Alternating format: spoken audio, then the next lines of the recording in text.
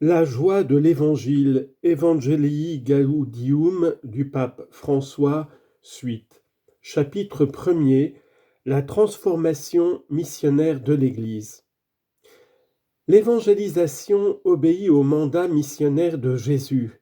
Allez donc de toutes les nations, faites des disciples, les baptisant au nom du Père et du Fils et du Saint-Esprit, leur apprenant à observer tout ce que je vous ai prescrit. Matthieu chapitre 28, versets 19 à 20. Dans ces versets, on présente le moment où le ressuscité envoie les siens prêcher l'Évangile en tout temps et en tout lieu, pour que la foi en lui se répande en tout point de la terre. Une Église en sortie. Dans la parole de Dieu apparaît constamment ce dynamisme de la sortie que Dieu veut provoquer chez les croyants. Abraham accepta l'appel de partir vers une terre nouvelle. Moïse écouta l'appel de Dieu et fit sortir le peuple vers la terre promise. À Jérémie, il dit : « Vers tous ceux à qui je t'enverrai, tu iras. » Aujourd'hui, dans cette allée de Jésus, sont présents les scénarios et les défis toujours nouveaux de la mission évangélisatrice de l'Église, et nous sommes tous appelés à cette nouvelle sortie missionnaire. Tout chrétien et toute communauté discernera quel est le chemin que le Seigneur demande, mais nous sommes tous invités à accepter cet appel, sortir de son propre confort et avoir le courage de rejoindre toutes les périphéries qui ont besoin de la lumière de l'Évangile. La joie de l'Évangile qui remplit la vie de la communauté des disciples est une joie missionnaire. Les 70 disciples en font l'expérience, eux qui reviennent de la mission pleins de joie. Luc 10, 17. Jésus la vit, lui qui exulte de joie dans l'Esprit Saint et loue le Père, parce que sa révélation rejoint les pauvres et les plus petits. Luc 10, 21. Les premiers qui se convertissent la ressentent remplis d'admiration en écoutant la prédication des apôtres, chacun dans sa propre langue. Actes 2, 6, à la Pentecôte. Cette joie est un signe que l'Évangile a été annoncé et donne du fruit. Mais elle a toujours la dynamique de l'exode et du don, du fait de sortir de soi, de marcher et de semer toujours de nouveau, toujours plus loin. Le Seigneur dit : « Allons ailleurs dans les bourgs voisins, afin que j'y prêche aussi, car c'est pour cela que je suis sorti. » Marc 1, 38. Quand la semence a été semée en un lieu, il ne s'attarde pas là pour expliquer davantage ou pour faire d'autres signes. Au contraire, l'Esprit le conduit à partir vers d'autres villages. La parole a en soi un potentiel que nous ne pouvons pas prévoir. L'Évangile parle d'une semence qui, une fois semée, croît d'elle-même, y compris quand l'agriculteur dort. Marc chapitre 4, versets 26 à 29. L'Église doit accepter cette liberté insaisissable de la parole, qui est efficace à sa manière et sous des formes très diverses, telles qu'en nous échappant, elle dépasse souvent nos prévisions et bouleverse nos schémas. L'intimité de l'Église avec Jésus est une intimité itinérante et la communion se présente essentiellement comme communion missionnaire. Fidèle au modèle du Maître, il est vital qu'aujourd'hui l'Église sorte pour annoncer l'Évangile à tous, en tout lieu, en toute occasion, sans hésitation, sans répulsion et sans peur. La joie de l'Évangile est pour tout le peuple. Personne ne peut en être exclu. C'est ainsi que l'ange l'annonce au pasteur de Bethléem.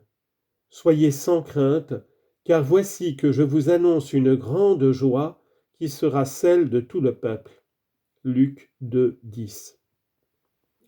L'Apocalypse parle d'une bonne nouvelle éternelle à annoncer à ceux qui demeurent sur la terre, à toute nation, race, langue et peuple. Apocalypse 14, 6. prendre l'initiative, s'impliquer, accompagner, porter du fruit et fêter. L'Église en sortie est la communauté des disciples missionnaires qui prennent l'initiative, qui s'impliquent, qui accompagnent, qui fructifient et qui fêtent. Primerear, prendre l'initiative. Veuillez m'excuser pour ce néologisme en espagnol. La communauté évangélisatrice expérimente que le Seigneur a pris l'initiative, il l'a précédée dans l'amour. 1 Jean 4, 10. Et en raison de cela, elle sait aller de l'avant, elle sait prendre l'initiative sans crainte, aller à la rencontre, chercher ceux qui sont loin et arriver aux croisées des chemins pour inviter les exclus. Pour avoir expérimenté la miséricorde du Père et sa force de diffusion, elle vit un désir inépuisable d'offrir la miséricorde. Osons un peu plus prendre l'initiative. En conséquence, l'Église sait s'impliquer. Jésus a lavé les pieds de ses disciples. Le Seigneur s'implique et implique les siens en se mettant à genoux devant les autres pour les laver.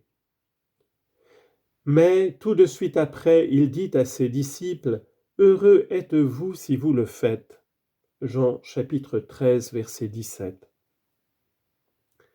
La communauté évangélisatrice, par ses œuvres et ses gestes, se met dans la vie quotidienne des autres, elle raccourcit les distances, elle s'abaisse jusqu'à l'humiliation si c'est nécessaire et assume la vie humaine, touchant la chair souffrante du Christ dans le peuple. Les évangélisateurs ont ainsi l'odeur des brebis et celles-ci écoutent leur voix. Ensuite, la communauté évangélisatrice se dispose à accompagner. Elle accompagne l'humanité en tous ses processus, aussi durs et prolongés qu'ils puissent être. Elle connaît les longues attentes et la patience apostolique. L'évangélisation a beaucoup de patience et elle évite de ne pas tenir compte des limites. Fidèle au don du Seigneur, elle sait aussi fructifier.